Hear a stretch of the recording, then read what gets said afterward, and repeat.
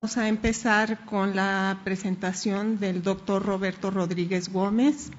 Él es doctor en Sociología, secretario académico de la Coordinación de Humanidades de la UNAM, investigador titular del Centro de Estudios sobre la Universidad de la UNAM y presidente del Consejo Mexicano de Investigación Educativa.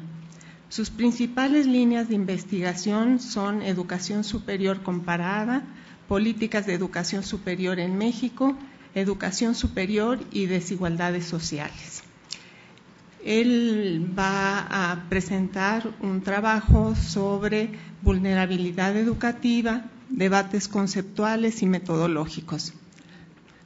Por favor. Muchas gracias, gracias por la presentación también. En efecto, el tema que me corresponde tratar se refiere fundamentalmente a los aspectos conceptuales y metodológicos en torno a la problemática de la vulnerabilidad y el riesgo en el sector de la educación. Lo que se quiere abordar en esta presentación son tres aspectos del tema. El primero, que alude a esta suerte de paradigma, de modelo estándar en torno a la conceptuación, la medición y la parte de análisis de riesgo y vulnerabilidad y cuáles son sus posibles aplicaciones y también los límites de acercar este modelo estándar al caso del sector educativo. Querría también, abordar algunos puntos muy concretos de la aproximación de este modelo estándar al tema de la educación cuando se traspasa el umbral de la educación básica. Educación es abordada aquí desde una perspectiva general y no solamente limitada o constreñida a lo que es la educación básica. Y por último, si el tiempo nos alcanza, lo que no es seguro, recorrer, para ejemplificar algunas de estas consideraciones, la iniciativa de educación para todos, porque que muestra justamente los alcances y los límites de acercar el modelo de riesgo vulnerabilidad a la condición de programas a gran escala centrados en el sector de la educación. Entonces, aunque la ponencia está organizada de manera lineal en torno a estos tres temas en su presentación verbal, yo creo que lo que convendrá es ir como que entretejiendo los puntos para que por un lado nos alcance el tiempo, pero por otro lado para que algunas de las cosas que se marquen puedan ser mejor comprendidas o por lo menos mejor explicadas desde el punto de vista del expositor. 1990 puede situarse como realmente una coyuntura en donde esta perspectiva o esto que aquí en la ponencia se llama el modelo estándar de riesgo-vulnerabilidad comienza a hacer converger distintas aproximaciones micro y macro que habían ido abordando esta problemática. Yo creo que la fecha es fundamental también para el sector educativo, lo es, porque, el modelo de aproximación a la percepción de riesgos y vulnerabilidades ocurre en un contexto muy particular, un contexto en el que alcanzan, una fase ya de primera maduración o de maduración 2, macro tendencias que se comienzan a instalar a partir de los años 80. Sí, el gran tema de la globalización y el gran tema de la adopción de políticas públicas a partir de las perspectivas de la economía neoclásica, lo que suele llamarse neoliberalismo. Entonces, neoliberalismo y globalización son los grandes contextos que encuadran a manera de contexto la aparición o las primeras apariciones de estas preocupaciones en la doble perspectiva, por un lado de la academia, pero también de los organismos involucrados en el tema de desarrollo de manera muy visible, muy notable y muy importante, los organismos multilaterales de fomento, en concreto el Banco Mundial. Pero es además el arranque de los años 90, o comporta la paradoja de ser un momento de altísima expansión económica. Es decir, los países están, sobre todo los países de mayor desarrollo, están observando pendientes o tendencias de crecimiento económico muy sobresalientes. Esto durante la segunda mitad de los 90 será más evidente. Hay nuevas perspectivas de integración regional, ¿no? El caso de las instituciones de la Unión Europea es sobresaliente, pero también el de los programas, los tratados y los convenios de libre comercio, ambos, digamos, fenómenos muy vinculados a estas dos pautas de el neoliberalismo y la globalización. Entonces tiene su toque, pues tiene su punto en que la preocupación, digamos, por el tema de la pobreza y los efectos deletéreos de este tipo de tendencias ocurran justamente en un momento de expansión económica y no de crisis, lo cual va a marcar una impronta muy notable. Es decir, por un lado dan condiciones de posibilidad, por el lado de la banca de fomento, de la alocación de recursos para compensar problemas de crisis y desigualdades que comenzaban a surgir de manera evidente en muchas regiones del mundo. Es, por supuesto, el caso en todos los países de sectores que no consiguen integrarse a las nuevas pautas de la globalización. Sectores industriales con capacidades de reconversión limitadas, las manufacturas de base pesada, pero el sector rural casi en su conjunto, salvo aquel ligado a los agronegocios y a los cultivos de exportación. Es decir, las nuevas pautas de desarrollo están desplazando sectores y la condición o las posibilidades o el riesgo de la pobreza comienza a hacerse evidente en todo el mundo. Es también el caso muy importante del retiro, el retiro gradual, pero sostenido, de los sistemas de seguridad social en todo el mundo, ¿no? Es decir, parte de este camino tiene que ver con la renuncia al abandono de sistemas de seguridad más o menos sólidos, los desarrollados a partir de los años 60, y su sustitución por formas de protección social, pues centradas en la flexibilidad, en la alocación y en la focalización de recursos antes que, o en lugar de, o en contra de sistemas de seguridad social de tipo general, lo que pues suele denominarse el ocaso del Estado benefactor. 1990, digamos, es un momento en que en varias instancias, pero de manera muy destacada, en la banca de fomento multilateral, se comienza a adoptar esta perspectiva, pero centrada en el eje del combate a la pobreza. Toma el Banco Mundial la decisión de marcar esta como la prioridad número uno, o como el eje que vertebrará el resto de las acciones. Lo hace de manera inicialmente declarativa, pero esta columna vertebral comenzará a integrar esfuerzos analíticos, por un lado, metodológicos por otro, pero fundamentalmente financieros, en la experimentación, el planteamiento, el diagnóstico, etcétera, etcétera, de programas focalizados en esta temática, la del combate a la pobreza, y progresivamente a la localización,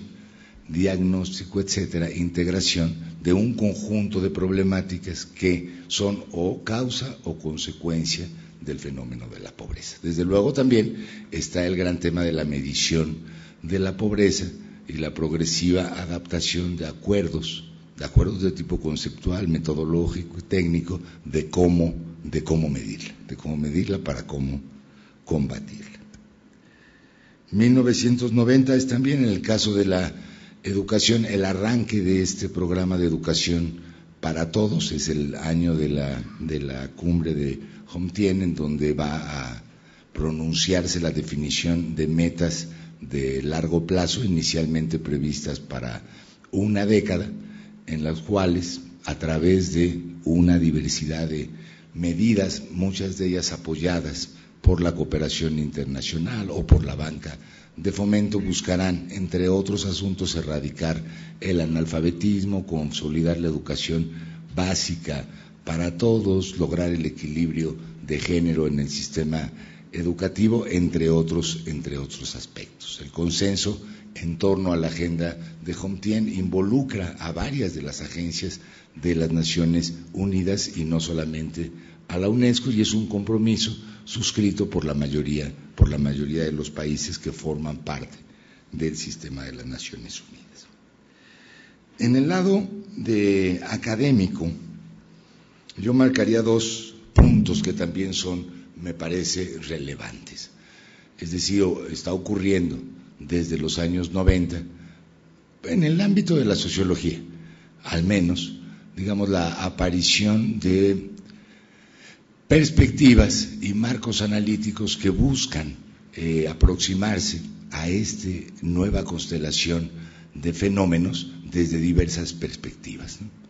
En toda la gama de perspectivas, desde una perspectiva más o menos radical, como primero la de Bourdieu, después la de Ulrich Beck, hasta aquellas que tienen que ver más con el desarrollo de teorías de tipo sistémico y cuyo ejemplo más notable es el de Luhmann, en el que buscarían no solamente, digamos, desarrollar la parte analítica y la parte de propuestas de política pública, sino entender cuál es el significado de este conjunto de procesos. Por último, un tema que es colateral, pero que resultará sumamente relevante, incidirá en todo esto, es el desarrollo de un poder de cómputo inédito en la historia, ¿no? Es decir, la revolución, no solamente de las telecomunicaciones, sino como tal, del poder de cómputo, comenzará a hacer posible la medición, la integración de bases de datos, el acceso a los datos de una manera radicalmente distinta de la que ocurría en el periodo anterior. Muy pronto, este desarrollo del poder de cómputo en todos los aspectos, de hardware hasta software, por supuesto. Hoy estamos a un clic de poder hacer una correlación de cualquier cosa con cualquier cosa, para bien y para mal, digamos, y la popularización de este poder de cómputo se conectará en la década siguiente con las pautas que presionan hacia el acceso a la información pública, de manera que estemos en una condición, justamente por el desarrollo de estas tendencias, cualitativamente muy distinta de la que ocurría en momentos previos, y esta es una tendencia que sin duda habrá de incidir en las posibilidades de aproximación al fenómeno.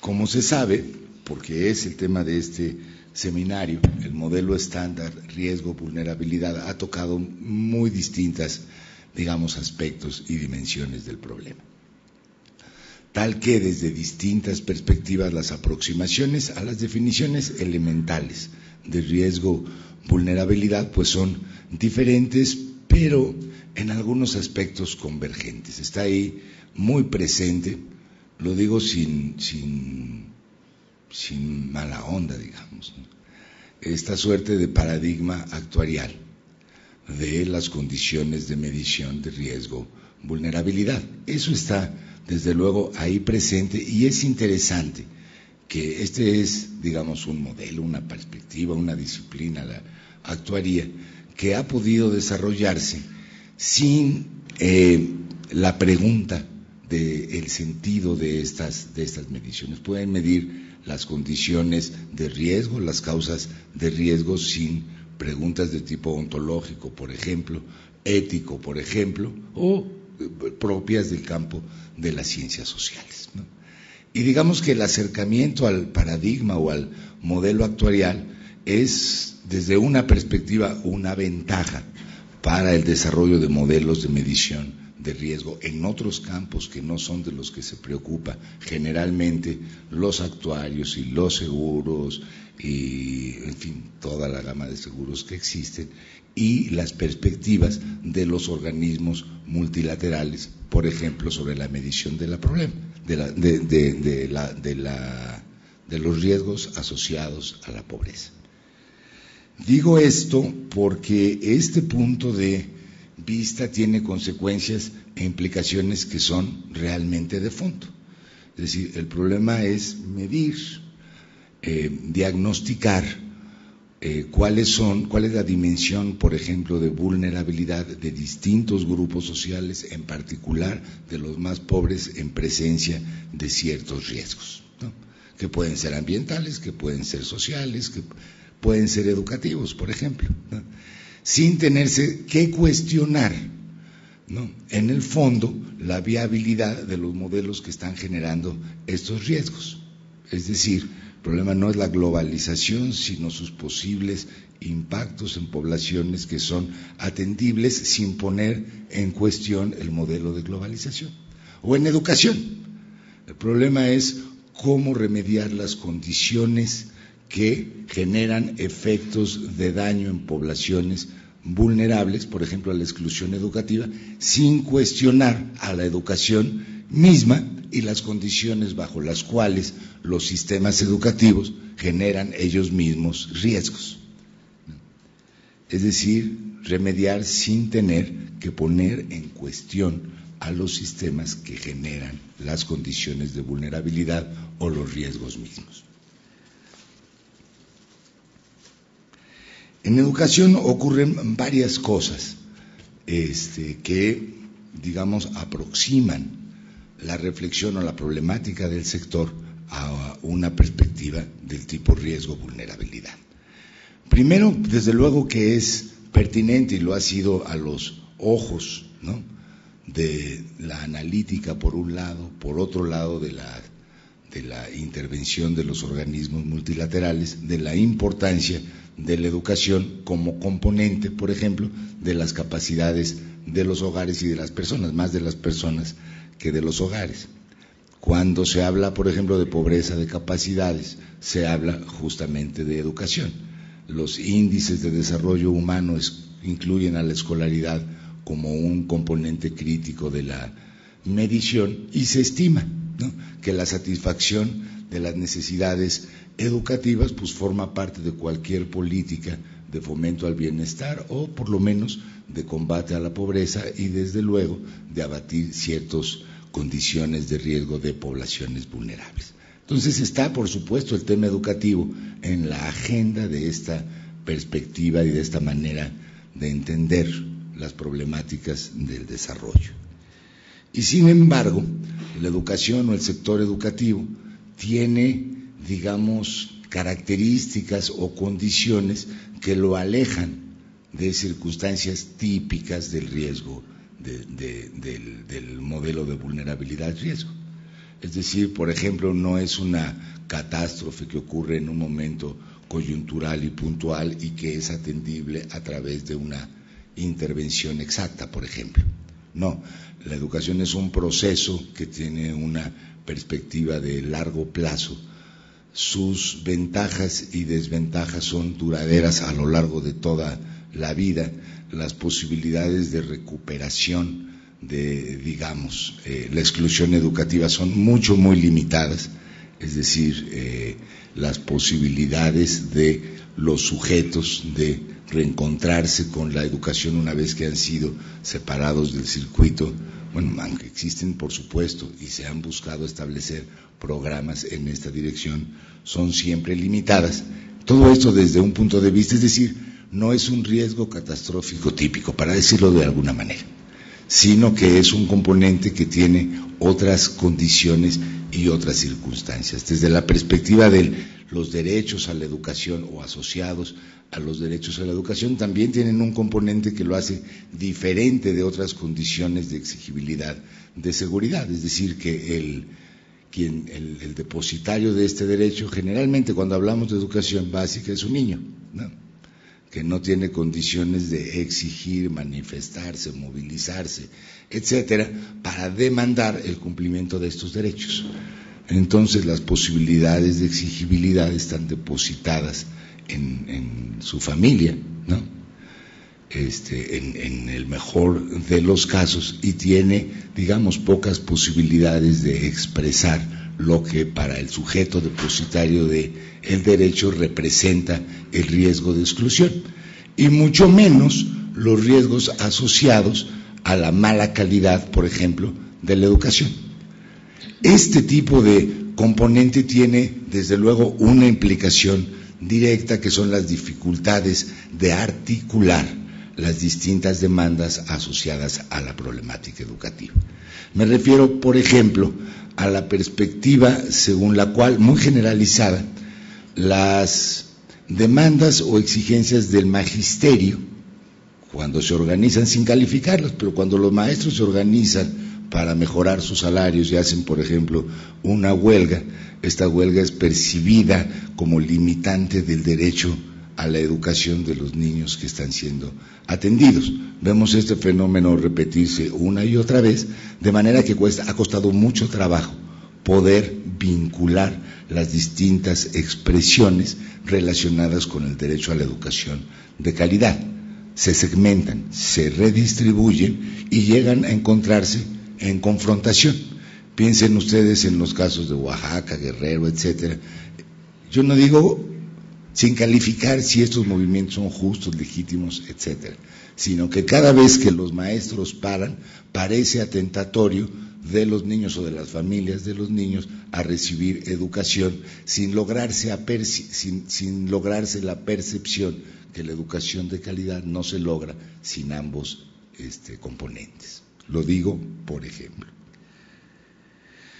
En tercer lugar, aunque los derechos a la educación han estado estrictamente centrados, no los derechos, la movilización de políticas y el acceso a recursos de la banca multilateral en educación básica, las exigencias, por ejemplo, por acceso, calidad, etcétera, trasciende esta frontera.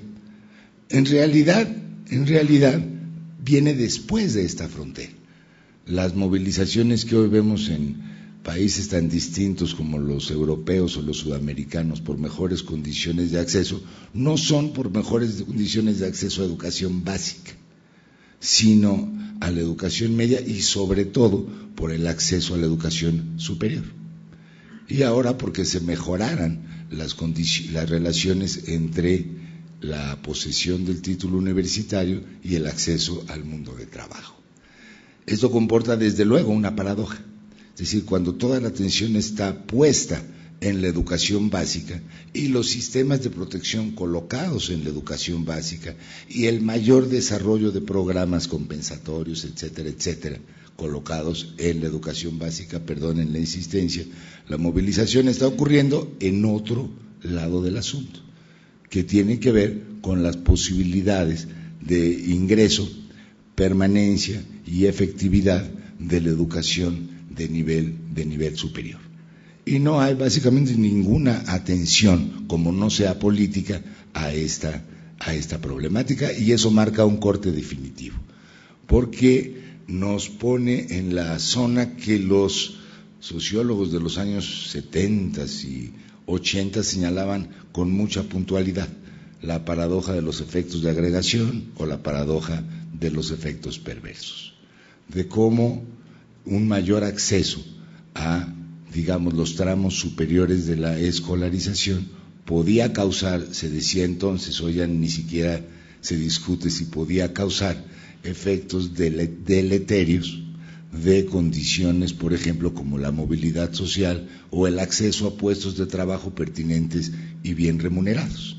Entonces, ese aparece hoy, desde luego, como un desafío analítico de la mayor importancia: en qué medida la satisfacción de la demanda educativa en todos sus aspectos y en todos sus niveles causa efectos, ¿no?, en el acceso a las posibilidades que ofrece hoy el mundo del trabajo y las condiciones de movilidad, de movilidad social.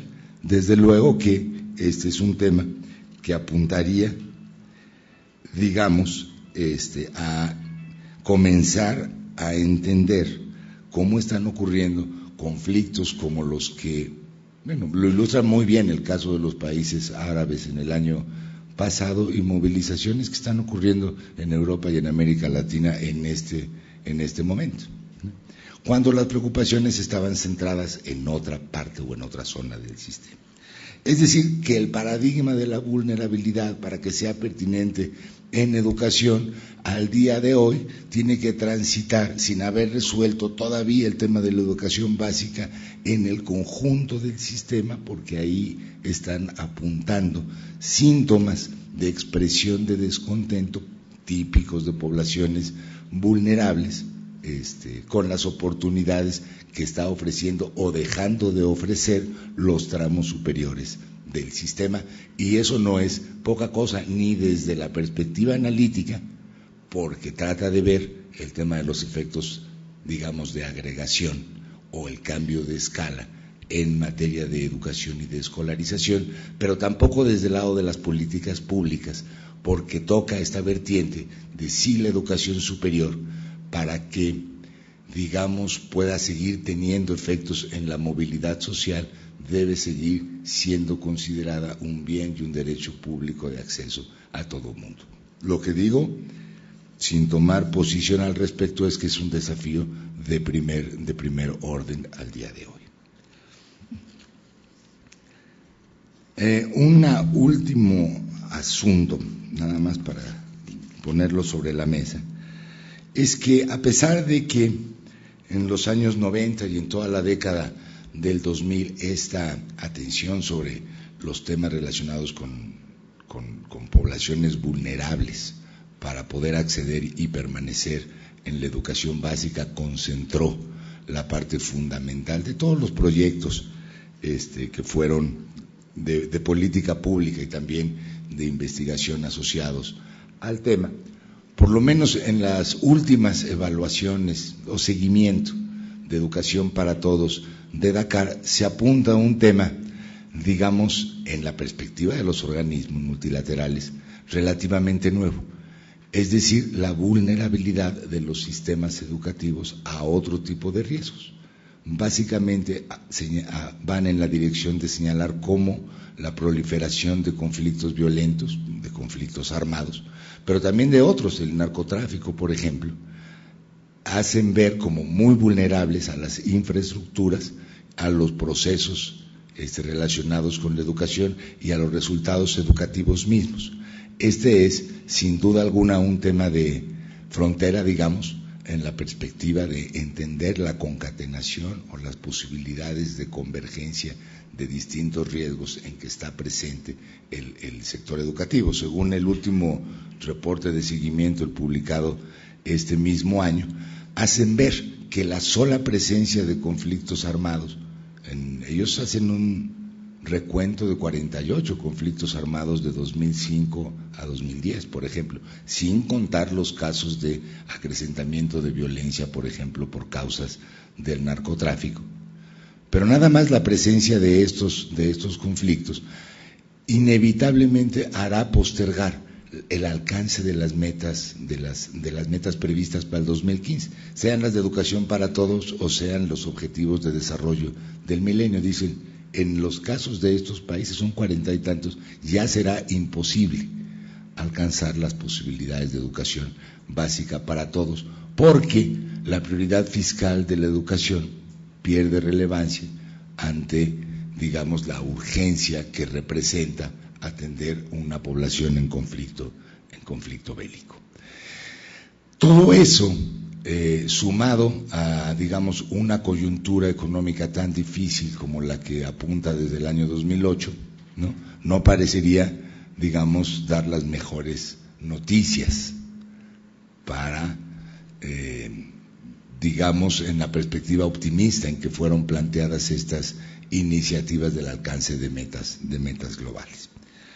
Lo dejo allí y solamente dejo apuntados los 3 puntos con los que se inició. El tema es relevante, ha tenido mucho desarrollo en las últimas décadas, ha estado quizás demasiado concentrado en educación básica, no ha tomado tan en cuenta las particularidades de la educación, a diferencia de otros eventos y circunstancias de riesgo, vulnerabilidad, y, para decirlo en breve, hoy estamos en un momento sumamente crítico en que las perspectivas no son del todo alentadoras. Eso. Muchas gracias a la presentación.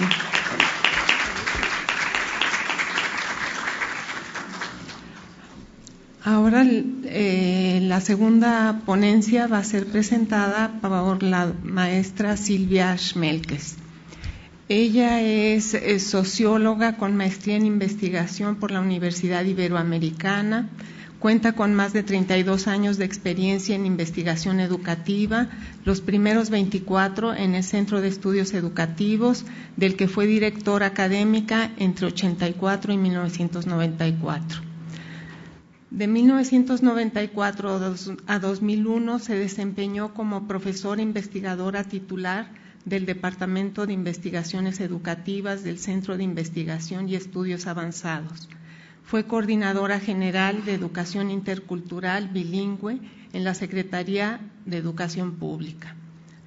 Ha realizado investigación en el campo de la educación de adultos y de la calidad de la educación básica, y más recientemente en torno a la educación valoral.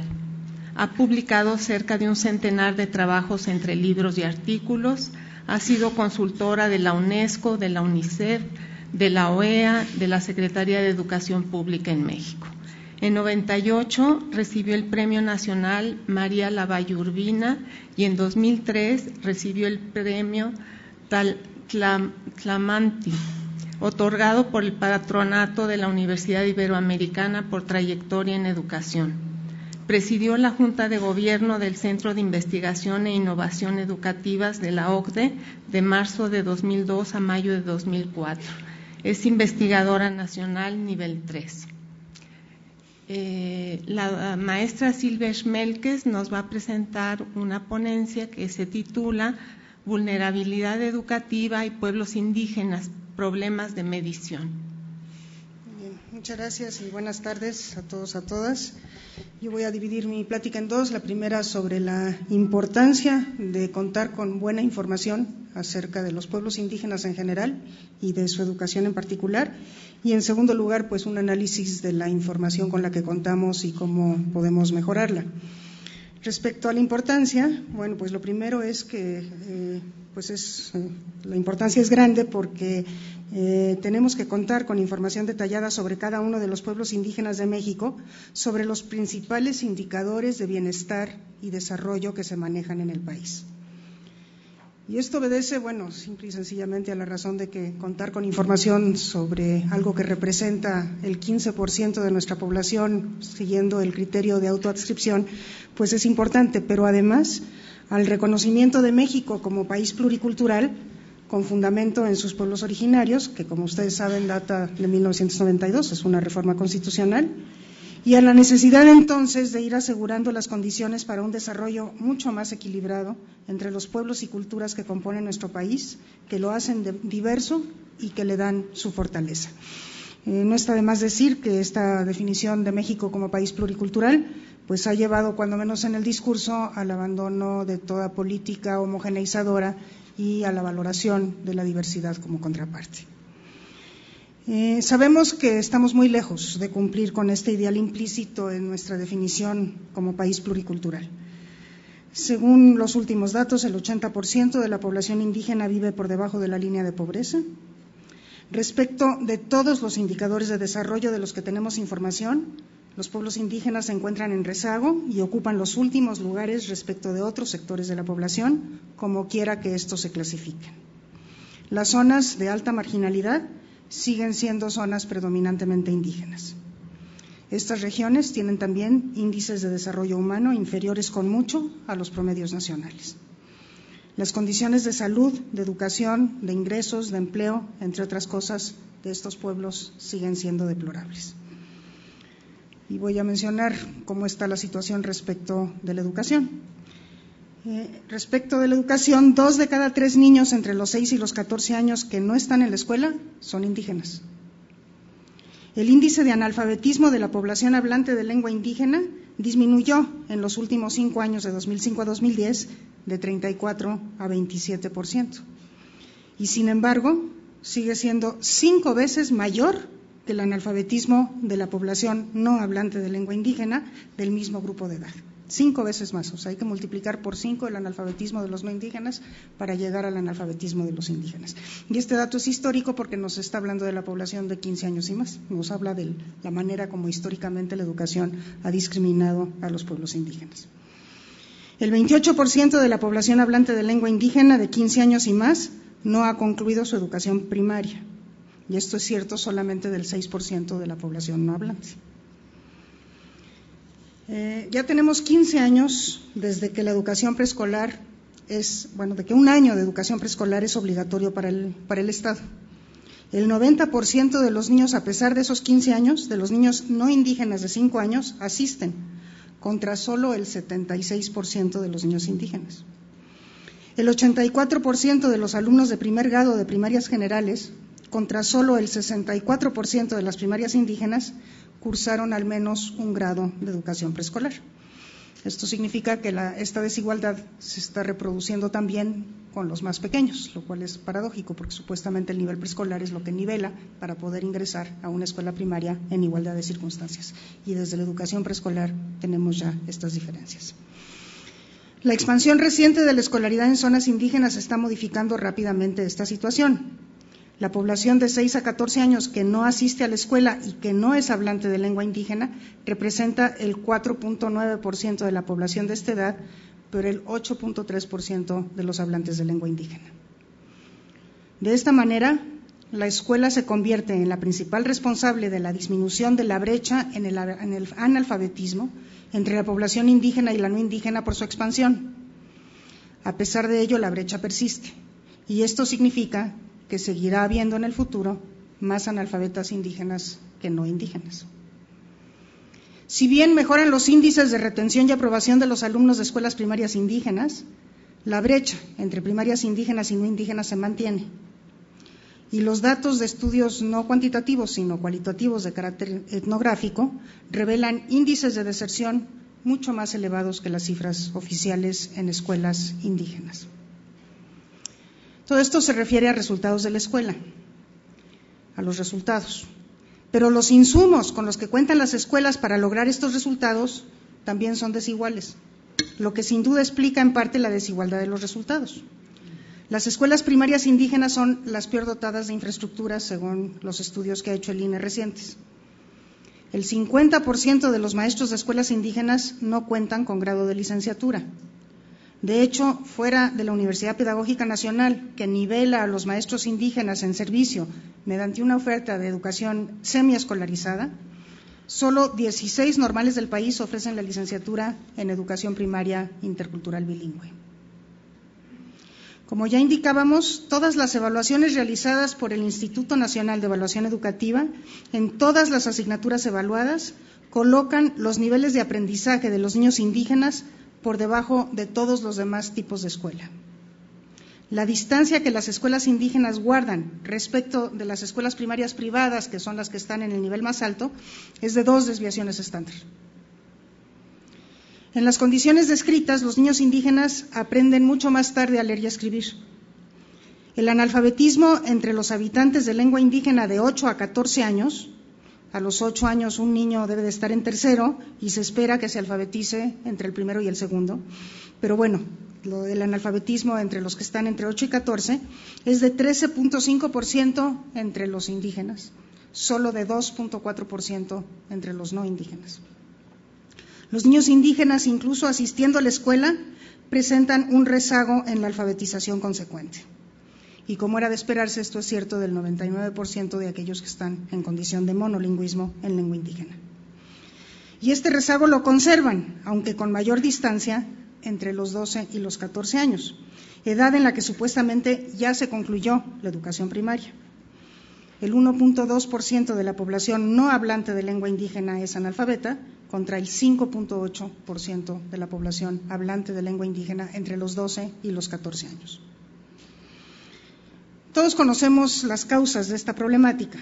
causas que tienen que ver con nuestra historia y con el racismo que se ha incrustado en nuestras leyes, estructuras y formas de operar de nuestras instituciones, además de en las relaciones interpersonales que guardan los mestizos con los indígenas.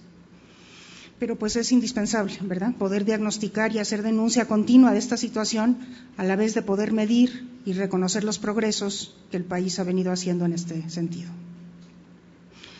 Y bueno, la tercera razón de la importancia de contar con información es que una sociedad justa y democrática pasa necesariamente, en nuestro caso, por la atención a las condiciones de vida de los pueblos indígenas. Y ello supone el conocimiento, el buen conocimiento de estas condiciones. También pasa por el logro de una mucha mayor participación de los pueblos indígenas en la definición de sus propios procesos de desarrollo en todas las áreas, un derecho que de alguna manera ya está consignado en la Declaración Universal de los Derechos de los Pueblos Indígenas. Pero esto también supone conocer mejor sus condiciones para contribuir a eliminar los obstáculos a su mayor participación. Y respecto de la información que tenemos y de la información que necesitamos. El diagnóstico que acabo de hacer sobre la situación de la educación indígena, que es muy breve, muy resumido, pero más o menos es todo lo que podemos decir a partir de la información estadística disponible acerca de su situación educativa. Es cierto que faltan estudios más a fondo que crucen datos educativos con otros datos de encuestas específicas para explicar mejor el fenómeno, pero tomando los datos en su carácter visible e inmediato, esto es lo que podemos decir, que no es mucho, ¿no? Hace falta información. Es importante tener información de todos los indicadores respecto de la población hablante y no hablante.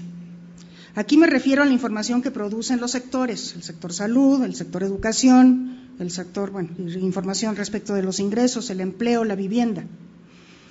Yo conozco más la información que produce educación y en ningún caso tenemos datos de si los beneficiarios son o no indígenas. Sabemos en preescolar y primaria si asisten a escuelas indígenas, pero también sabemos que el 30% de la población indígena de estas edades no asiste a escuelas indígenas, asiste a primarias regulares. Los datos que tenemos proceden de la pregunta al director sobre el número de estudiantes indígenas que el director cree que tiene en su escuela.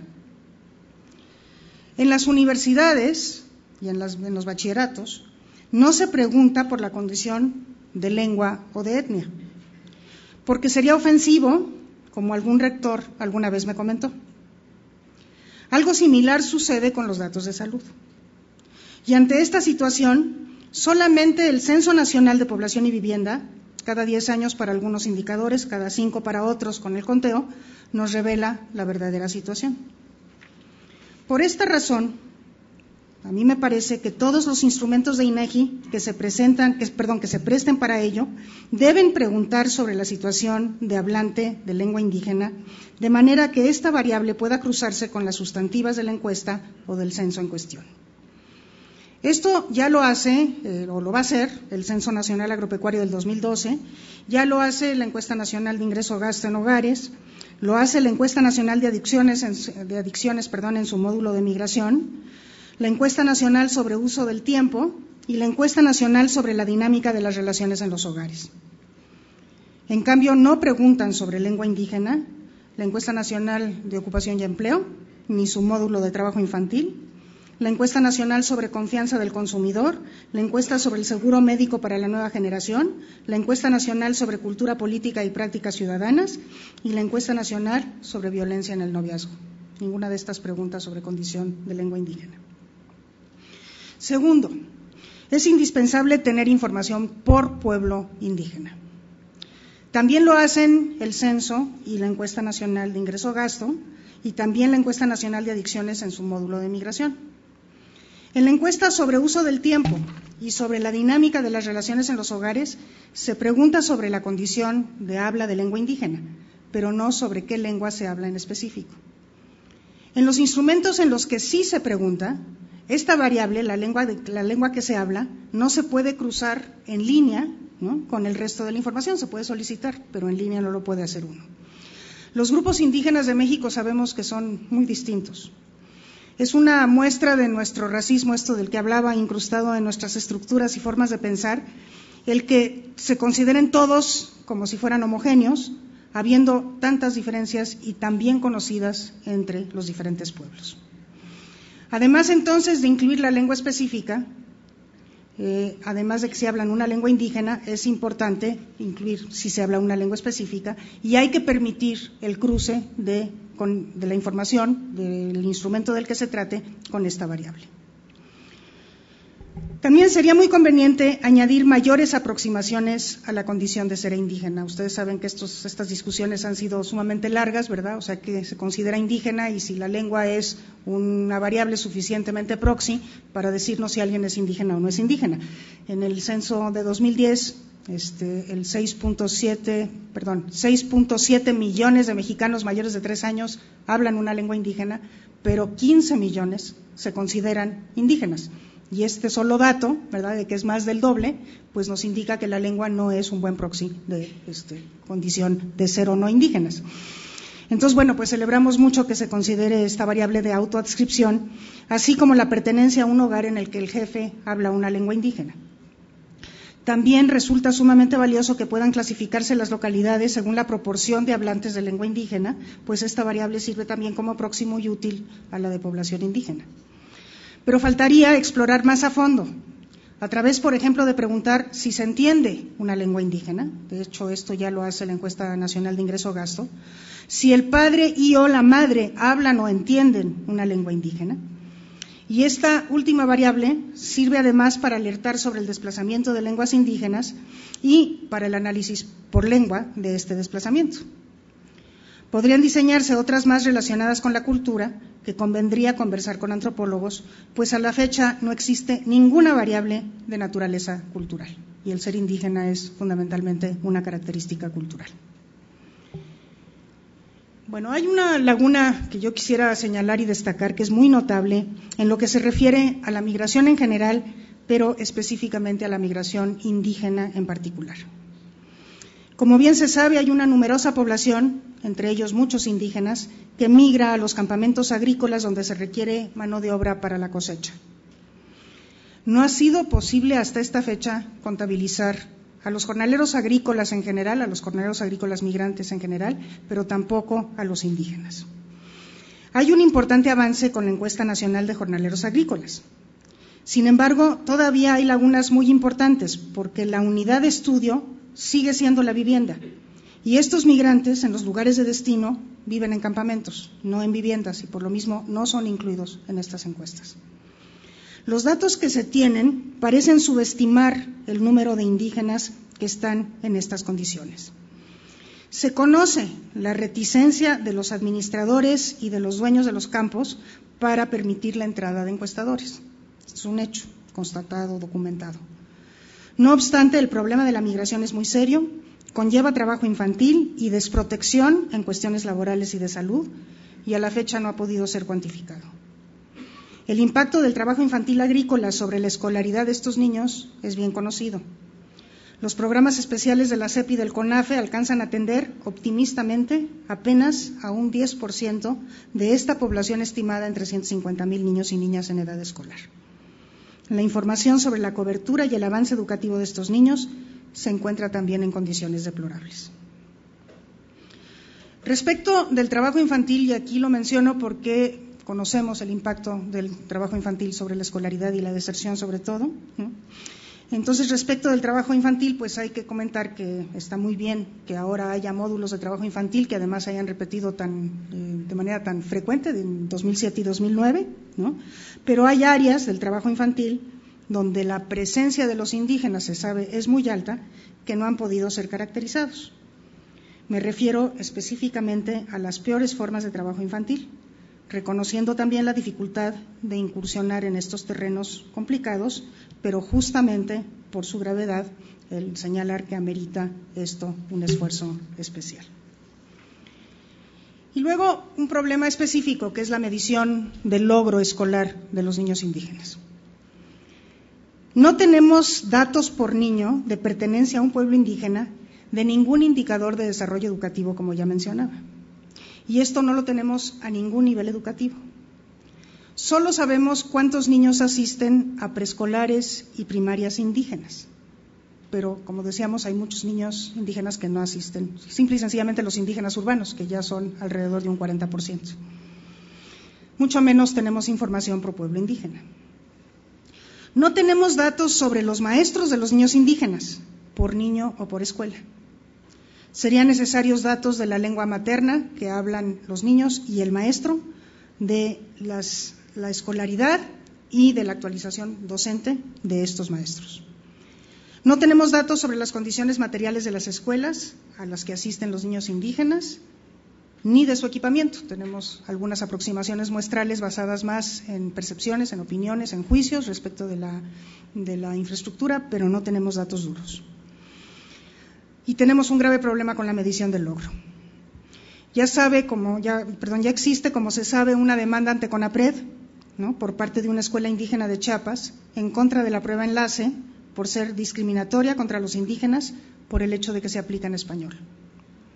En efecto, los alumnos de las escuelas indígenas están siempre por debajo de todos los demás tipos de escuela en todas las mediciones.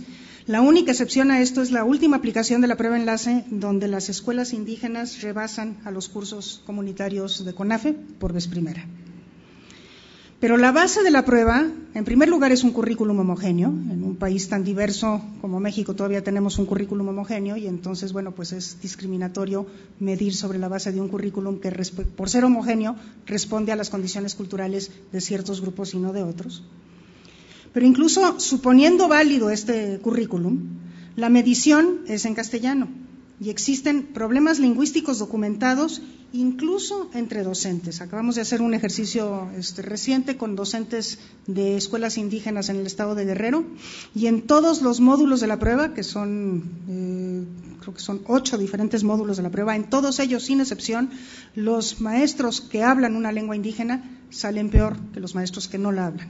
Entonces hay un problema ahí lingüístico por efectos de la lengua materna que se llegó a dominar cuando los maestros eran jóvenes, y lo mismo pasa con los niños. Y la verdad es que no hay formas sencillas de resolver este problema. Las lenguas indígenas, como ustedes saben, la inmensa mayoría de ellas no se inscriben.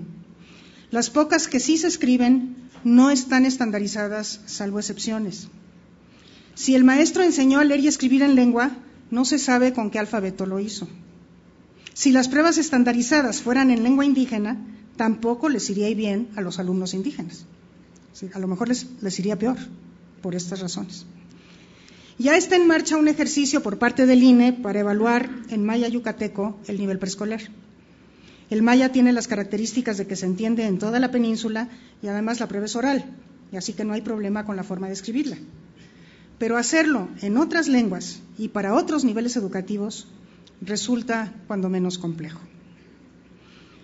La única solución parece ser cumplir con lo que estipula la Declaración Universal de los Derechos de los Pueblos Indígenas, y es que ellos participen en la definición de sus contenidos educativos, lo que implicaría también que participen en definir la forma en que el aprendizaje de los niños indígenas deba ser evaluado. Yo no veo otra solución a este problema.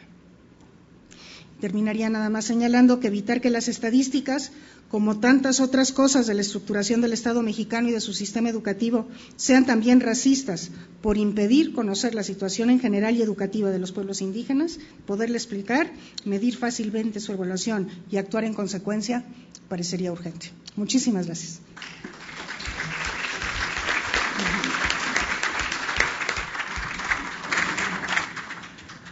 Ahora pasaremos a la última presentación de esta sesión, presentada por el doctor Eduardo Backhoff Escudero. El doctor es doctor en educación, egresado de la Universidad Autónoma de Aguascalientes. Es investigador y docente del Instituto de Investigación y Desarrollo Educativo de la Universidad Autónoma de Baja California, en México. Sus trabajos más recientes incluyen la evaluación del aprendizaje a gran escala, la evaluación asistida por computadora y la problemática de las traducciones de pruebas en estudios internacionales. Actualmente es editor científico de la Revista Electrónica de Investigación Educativa y es asesor de organismos nacionales e internacionales que realizan estudios comparativos sobre los procesos de enseñanza y los resultados de aprendizaje. Ha publicado más de 60 trabajos de investigación en revistas y libros científicos y de divulgación. El título de la ponencia del doctor Backhoff es Aprovechamiento escolar y desigualdad social. Gracias, muy amable. Antes que nada, un agradecimiento a los organizadores de este evento, puesto que es raro compartir experiencias educativas en foros que no sean de la temática, y me pareció muy oportuno, la mera verdad, la invitación. Voy a pasar rápidamente a decirles que este trabajo es un trabajo que se publicó previamente y que está hecho para, digamos, una versión corta y para una ponencia como la que ahora nos estamos ocupando. Y básicamente lo que se trata es de, utilizando las bases de datos del Instituto Nacional para la Evaluación de la Educación, planteé 3 propósitos. Por un lado, establecer las magnitudes de las diferencias de aprendizaje en español y en matemáticas entre estudiantes que terminan la primaria y la secundaria, y estimar qué tanto estas diferencias se atribuyen a los estudiantes, a las escuelas o a los estados. Segundo, conocer el impacto que tiene el nivel que nosotros aquí le llamamos como sociocultural, es el nivel socioeconómico de los estudiantes, básicamente, y la fuerza que tiene esta relación del nivel socioeconómico con el aprendizaje mismo, y finalmente con esta información evaluar qué tanto éxito ha tenido nuestro país para reducir las inequidades.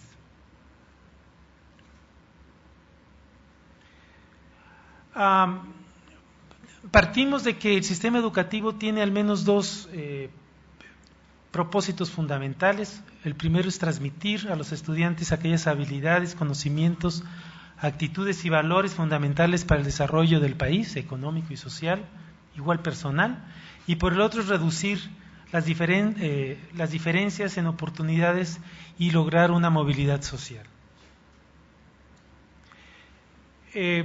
Para quienes no conozcan el INE, muy rápidamente les digo que es un organismo descentralizado cuya misión es evaluar la calidad de la educación en México y coadyuvar a la rendición de cuentas en materia educativa. Para lograr uno de sus propósitos, no es el único, aclaro, el INE evalúa los aprendizajes que logran los estudiantes de educación básica y media superior en las asignaturas del currículo mexicano de mayor importancia, entre ellas las 2 que les comentaba.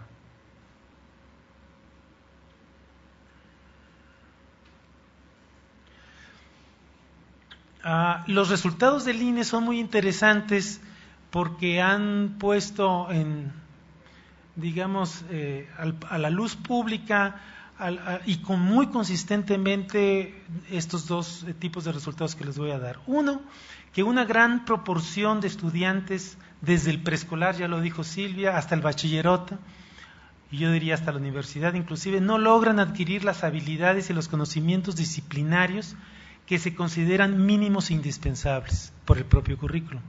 Y 2, que existe una gran inequidad en la distribución de los aprendizajes entre los estudiantes con distintos niveles socioeconómicos.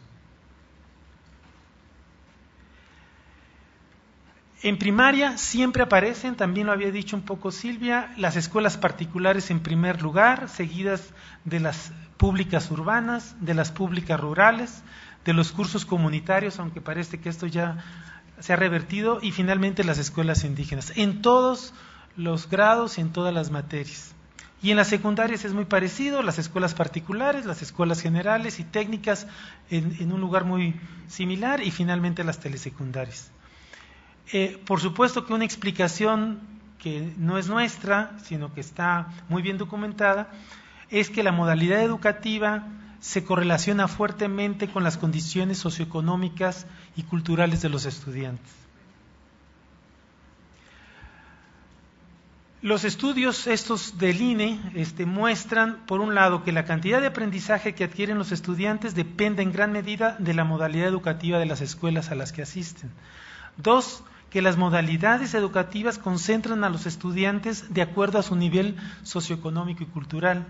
Y 3, que los aprendizajes de los estudiantes están estrechamente relacionadas con las condiciones socioeconómicas y culturales de los estudiantes de sus escuelas. Esta gráfica que les estoy mostrando representa cada puntito que ustedes ven ahí, el promedio en la prueba de español de sexto de primaria de cada estado.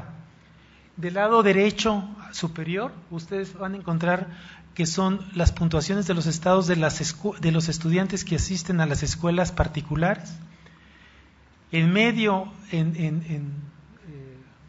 digamos, en círculos negros, oscuros, están las escuelas urbanas, seguidas de las escuelas rurales y al final de las escuelas indígenas. De un lado tenemos lo que nosotros llamamos la medida o la calificación en español en las pruebas estandarizadas, y abajo está un indicador de nivel sociocultural que creó el instituto con las respuestas que daban los estudiantes a un cuestionario de contexto. Si ustedes ven, es una línea prácticamente recta, es decir, los estudiantes indígenas se concentran en la parte inferior porque tienen las condiciones socioculturales, socioeconómicas más bajas, igual los aprendizajes más bajos, y del lado derecho se encuentran los estudiantes de escuelas particulares que tienen en ambos indicadores las puntuaciones más altas. En todo esto existe ahora, y lo puedo comentar claramente, que un tipo de estudios con indicadores que les llaman el gradiente sociocultural o socioeconómico también, que permite estimar el tamaño de las brechas en los niveles de aprendizaje de los estudiantes, no solamente observarlos, sino cuantificarlos. Al momento en que ingresan los escolares al sistema educativo, ya lo había dicho Silvia también, estos presentan diferencias en las habilidades y condiciones que se deben en gran parte a las diferencias económicas de las familias y en este caso también a las diferencias de las escuelas a donde asisten. Digamos que de alguna manera, para que un país como México pueda aspirar a tener un sistema educativo eficaz y equitativo, debería ser capaz de reducir o al menos no ampliar estas diferencias escolares a lo largo de los años. Ya está muy bien documentado que los niños desde el preescolar ingresan con diferentes, o al menos egresan con diferentes habilidades escolares.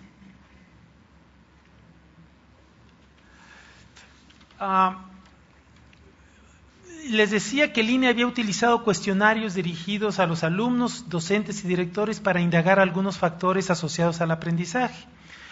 Me voy a brincar esta parte, que es la parte, vamos a decir, técnica de cómo se creó este indicador socioeconómico, sociocultural de los estudiantes, y con mucho gusto les podré pasar la información correspondiente para que lo podamos ver con mayor precisión. Pero su distribución es una distribución normal, es una curva de frecuencias en esta escala construida con las respuestas de los estudiantes.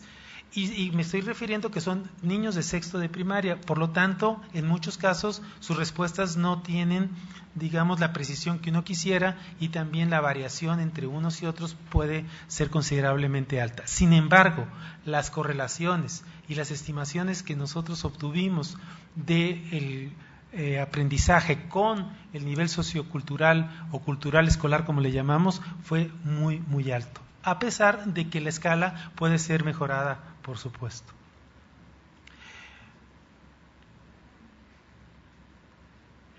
La correlación entre la media de esta escala y la desviación estándar de las entidades federativas fue negativa y muy alta, casi 88, menos 88 para primaria y menos 84 para secundaria.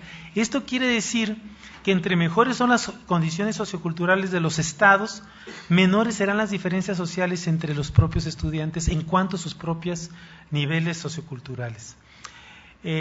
Digamos que en una sociedad igualitaria los estudiantes no se deberían de agrupar en escuelas por nivel socioeconómico, y que toda la varianza debería de estar a nivel del estudiante y no a nivel de escuela o de estado. Lo que encontramos nosotros es que la varianza puede ser explicada en un 37% a nivel del estudiante, en un 40% a nivel de escuela y en un 23% a nivel de la entidad federativa. Esto lo que nos está diciendo es que gran parte de la variabilidad de las diferencias en los niveles socioeconómicos se encuentra, se puede explicar a nivel de escuela. ¿Qué quiere decir esto? Que hay una gran cantidad de segregación escolar en México, inmensa.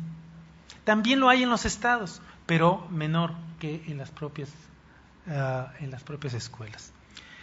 Bueno, se utilizó algo que se llama el gradiente sociocultural para poder medir digamos, estas diferencias o estas brechas educativas. Me voy a brincar la parte técnica para ir a los resultados. Y ustedes pueden ver que el gradiente sociocultural simplemente es una línea de regresión entre los aprendizajes y los niveles socioeconómicos. Y lo que les estoy mostrando aquí en una línea clara es el nivel o el gradiente sociocultural para México, por eso le pongo a nivel nacional, y en el caso como un ejemplo para el estado de Chiapas, que es muy parecido al nivel nacional, simplemente que sus niveles de aprendizaje son menores. Y ustedes lo pueden ver cómo se extienden las líneas, o digamos en este caso que son las regresiones. Me brinco eso también para ir a algo más interesante, que es comparar 6 estados de la República con altos grados de gradiente sociocultural, que en este caso son Puebla, fue el mayor, San Luis Potosí, Nuevo León. Entre más inclinados son las líneas, quiere decir que mayor es el impacto que tiene el nivel socioeconómico sobre el aprovechamiento escolar de los estudiantes. Y las menos fueron Baja California Sur, Baja California y Zacatecas. Esto es para el caso de los estudiantes de primaria, puede variar por supuesto en los de secundaria y pudiera haber diferencias también importantes, más bien no importantes, ligeras entre un estado y otro, y entre una asignatura y otro. Si quisiéramos hacer digamos un diagnóstico de cada uno de los estados, aquí les estoy yo dibujando o graficando lo que sería el nivel nacional con la curva de regresión que les estoy marcando para cada uno de los estados. Les puse 16 porque tenía la transparencia, pero tengo por supuesto para los 32 estados, para primaria, para secundaria y para cada una de las entidades federativas. Lo que es muy importante es que la línea de regresión les da a ustedes una medición de qué tanto, en qué tanta medida un estudiante podría tener una calificación dada dependiendo del nivel socioeconómico que tenga Y más o menos para que tengan una idea es por cada desviación estándar en el capital o en el nivel sociocultural o socioeconómico, incrementaría media desviación estándar del aprovechamiento escolar. ¿Qué quiere decir media desviación estándar? Más o menos medio grado. Es decir, que por cada desviación estándar, mejor o peor, como lo quieran ver, en su nivel socioeconómico, mejorarían o empeorarían medio grado escolar. Y se los estoy diciendo conservadoramente.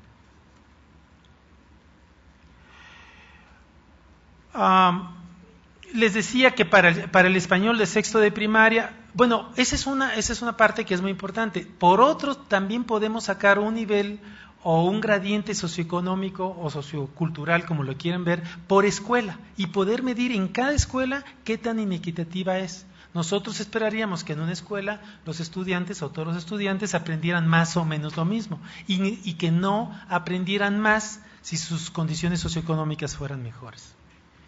Este no es el caso y les pongo casi la última gráfica que es muy representativa. Fíjense, arriba están los estudiantes en las escuelas que tienen las mejores condiciones socioeconómicas. Y ustedes podrán ver que son los estudiantes que tienen también los mejores aprendizajes. El aprendizaje lo van a medir verticalmente. Y abajo ustedes tienen la línea de regresión de los estudiantes que van en escuelas con peores condiciones socioeconómicas, que es lo que ya les dije y que no les debería sorprender. Lo que les debe sorprender es que en la parte central que les estoy sombreando son los estudiantes que tienen las mismas condiciones socioeconómicas, pero que en la parte de abajo asisten a escuelas que en promedio tienen menores niveles socioeconómicos y esos mismos estudiantes que van en las escuelas cuyos niveles socioeconómicos son más altos.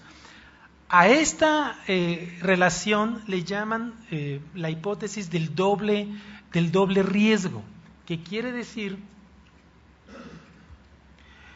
que las brechas son más amplias en... Déjenme ver si estoy... Esta es la que les quería poner. Que la composición de las escuelas plantea la existencia de un efecto adicional asociado con el nivel socioeconómico de los estudiantes. Es decir, los alumnos que asisten a esas escuelas con un nivel socioeconómico alto tienden a tener mejores aprendizajes que aquellos que asisten a esas escuelas cuyo, nuevamente, condición socioeconómica promedio es bajo. Es importante en este caso establecer políticas relacionadas con la manera en que se distribuyen los estudiantes de las escuelas en los salones de clases y en los grupos de enseñanza. Pues en la medida que nosotros agrupemos o segreguemos a los estudiantes más pobres en escuelas más pobres, que es lo que sucede en las escuelas indígenas, obtendremos los resultados contrarios a los que quiere un país como México. Gracias.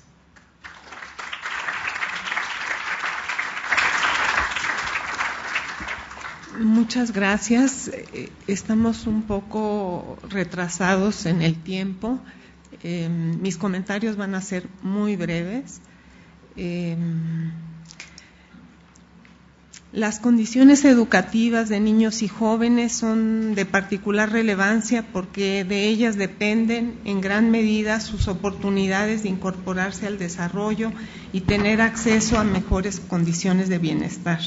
En una sociedad tan heterogénea y desigual como la mexicana, es por demás urgente elaborar un diagnóstico de las condiciones educativas y ubicar a los grupos más vulnerables de manera que se puedan desarrollar las acciones pertinentes de política pública para atender sus necesidades de manera eficiente.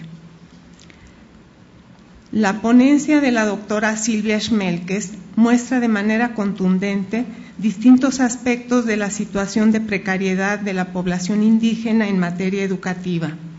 Hace una revisión de las diversas fuentes de datos sobre el tema, los censos de población y las encuestas, las estadísticas de la SEP sobre las escuelas, maestros y alumnos, y hace también mención de algunos trabajos etnográficos. Con su vasta experiencia, hace propuestas concretas sobre requerimientos de información, tanto sobre las condiciones de vida de los grupos étnicos como sobre su situación educativa y sobre las posibles formas de medir logros de manera que se obtengan evaluaciones más objetivas. El doctor Eduardo Backhoff, por su parte, se enfoca principalmente en métodos para medir inequidades en los niveles de aprendizaje de los alumnos. Presenta una metodología para estimar un indicador de las desigualdades sociales y culturales de los alumnos y mediante el gradiente educativo analiza su efecto en las desigualdades en el aprendizaje de los estudiantes en las entidades federativas. Emplea una información concreta recabada por el Instituto Nacional para la Evaluación de la Educación en 2007 y con gran rigor metodológico llega a conclusiones por demás relevantes en cuanto a las desigualdades en los distintos niveles, como ustedes han visto, de los estudiantes, las escuelas y las entidades federativas. Con estas conclusiones surgen las preguntas de cómo traducir el conocimiento en insumos de política pública, cómo ubicar a los grupos más vulnerables. Las estadísticas de la SEP son muy ricas y proporcionan información sobre los estudiantes, los maestros y las escuelas. Sin embargo, tienen una limitación importante y es que no es posible hacer el seguimiento de los niños de manera individual. Por otra parte, la notable riqueza de la información censal y de algunas encuestas para conocer las desigualdades y los avances en materia educativa, principalmente en alfabetismo, asistencia, permanencia, escolaridad, terminación de niveles educativos, tipos de estudios, etcétera, e incluso permiten conocerla a nivel de las localidades y puede relacionarse esta información con otros temas sociales y económicos muy relevantes. Sin embargo, se desconoce totalmente la calidad de la enseñanza y del aprendizaje de los alumnos en estas fuentes. Por ejemplo, en los ciclos de educación básica, la asistencia a la escuela es casi generalizada, pero las grandes desigualdades se trasladan de la asistencia a la calidad de la educación que reciben los alumnos. Entonces, la pregunta que surgiría en un seminario como este es si existen posibilidades para integrar aspectos de la calidad educativa a las fuentes de información sobre otros aspectos de la población en general, donde pueden ubicarse a los grupos vulnerables y las cuestiones educativas ayudarían a esta conformación de los grupos más vulnerables. Entonces, esa es mi observación sobre las presentaciones y pues tenemos muy poco tiempo, incluso para comer. Entonces, exacto, ¿qué prefieren, preguntar o comer?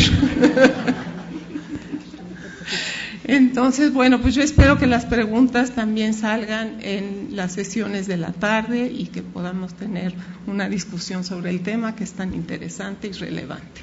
Muchas gracias a los ponentes.